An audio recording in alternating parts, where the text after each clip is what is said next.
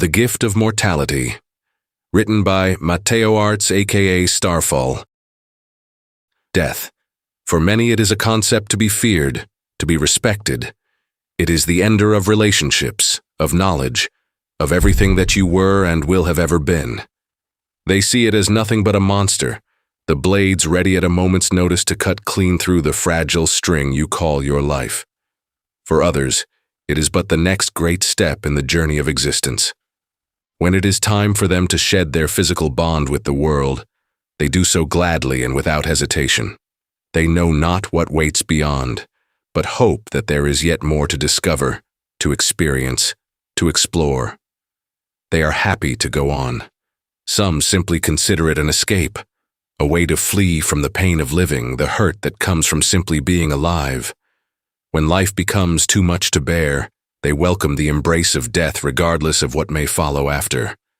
For them, they do not care about meeting it prematurely or if there is more. They only desire for their suffering to cease. The one thing that all agree upon is that death is a universal truth. Just as every being has a beginning, there must also come an end. Everyone prepares for it in different ways, but the result is always the same. No matter the person, no matter the status, no matter your wealth, riches, family, friends, everyone finds themselves in the ground one day. But what if that weren't true? Let us consider the fantastic. If we were to delve into the realm of imagination and say perhaps that you were undying, what would the ramifications be? Well, there are two aspects to consider, physical and mental. Let us assume for a moment that even if you weren't to die, your body would still be susceptible to aging, to disease, to lacerations. If you were to continue aging far beyond the limits of our programmed destruction, life would quickly become a living hell.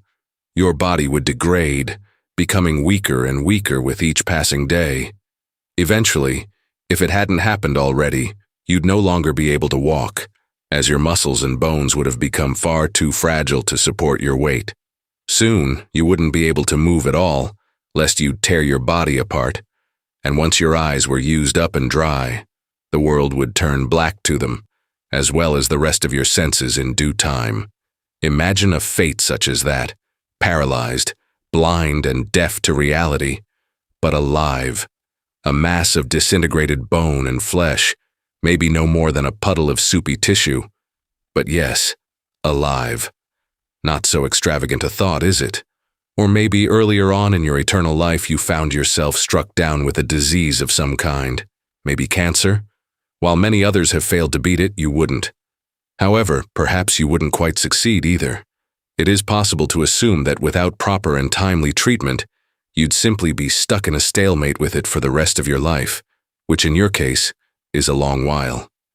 Imagine the pain that others go through in those last few months of their life, where many people are ever eager for their death to arrive, for an end to their suffering, a torture so great it forces people to beg for the sweet release of life leaving their bodies.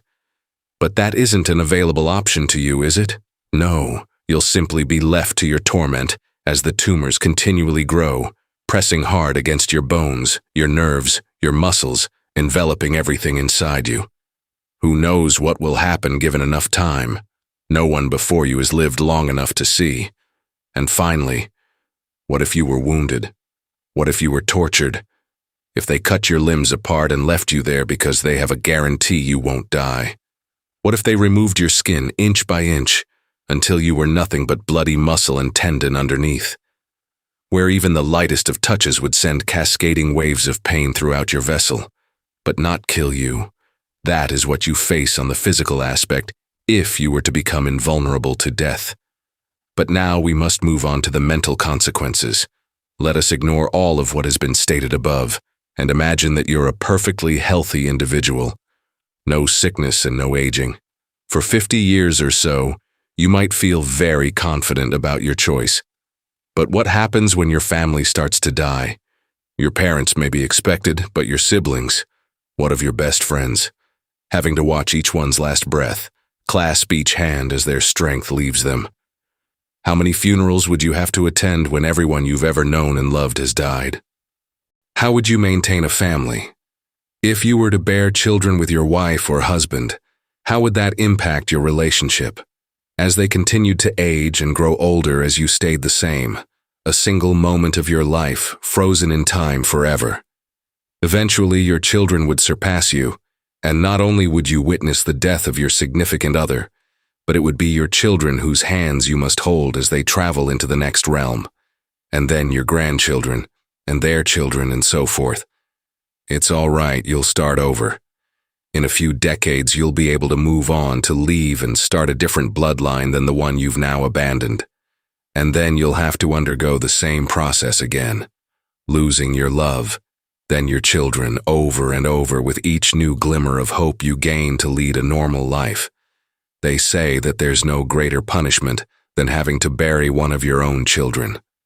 Well, you'll have to bury all of them.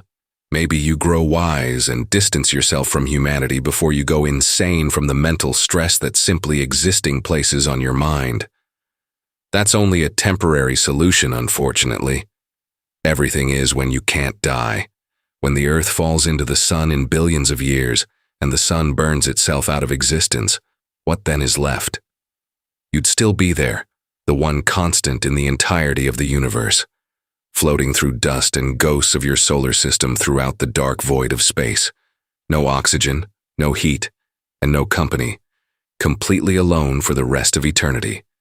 When the universe finally dies, will that be the end of you?